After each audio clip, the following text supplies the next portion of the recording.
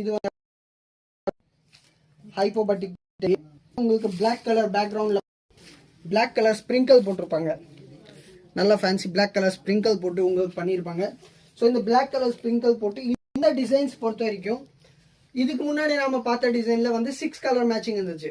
ஆனால் இதில் வந்து உங்களுக்கு வந்து 10 கலர் மேட்சிங் வந்து உங்களுக்கு ப்ரொவைட் பண்ணியிருக்கோம். ஸோ இதில் வந்து பாருங்க, 1 நேவி ப்ளூ, பட்ரோஸ், green, orange, sorry, grey, இது orange,